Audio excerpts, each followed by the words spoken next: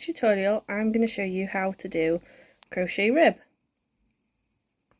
So there's a few simple rules to follow when working crochet rib, and that is to always work into the back of the stitch and to chain one at the end of your row, and I'll show you how to do that. Start with any number of stitches.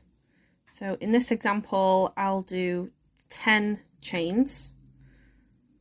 Okay, so 1, 2, 3, 4, 5, 6, 7, 8, 9, 10. Okay, and I'll do one more because that's going to be my first single crochet. So we're going to work single crochet into the first row, and I'm going to insert my hook into the third chain from the hook. Okay, and work a single crochet, and again all the way to the end. Here I've finished the row with 10 stitches. What you'll need to do here is chain 1, turn the piece around, and now what we're going to do is we're going to slip stitch across every stitch. Now when I slip stitch, I'm going under these 2 loops each time.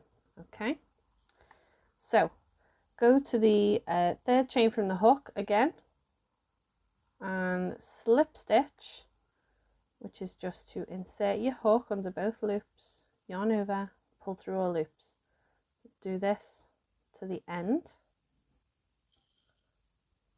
Okay, and when you've done that, we chain 1, turn it around and work into the third chain from the hook. Now what you'll see is there's 2 loops at the front here. We are going to work into the 2 loops at the back. Okay, so those are at the front and there's 2 at the back.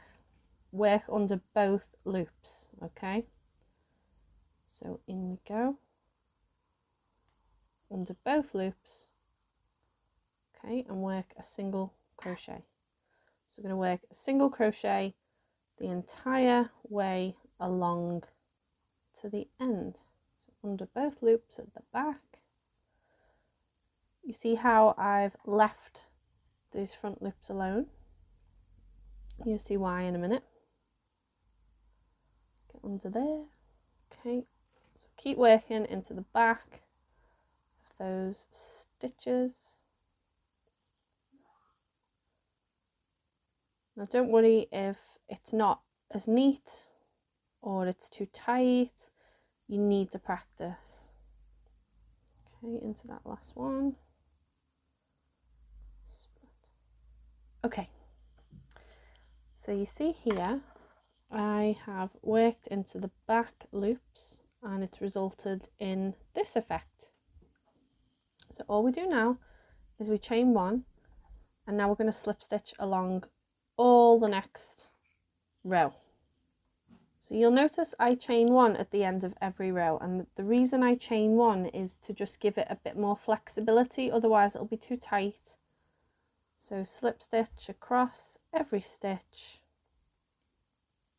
till we get to the end.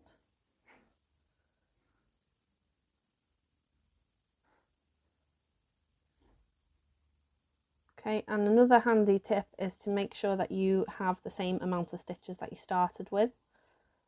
4, 5, 6, 7, 8, 9, 10. Okay, so you know that just helps you to stay on track. So chain 1 and turn again, and we're faced with another kind of raised row.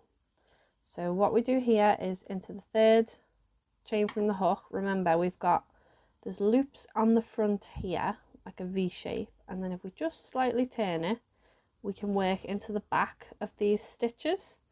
So if we turn it around, you can see there's 2 loops. Okay, so 2 at the front, 2 at the back.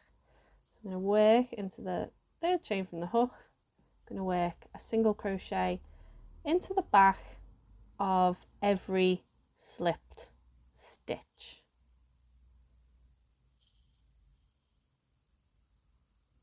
Okay.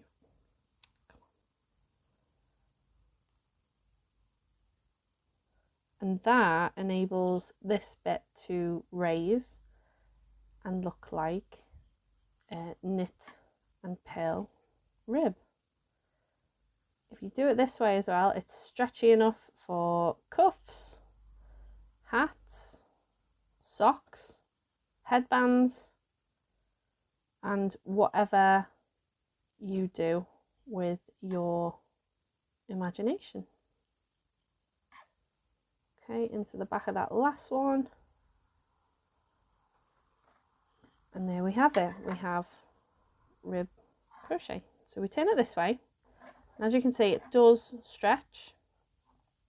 We work horizontally, but we use it vertically. Bear this in mind if you are creating a cuff that is 2 inches long, for example. So you'll only need so many stitches, okay? So we work horizontal and it looks vertical.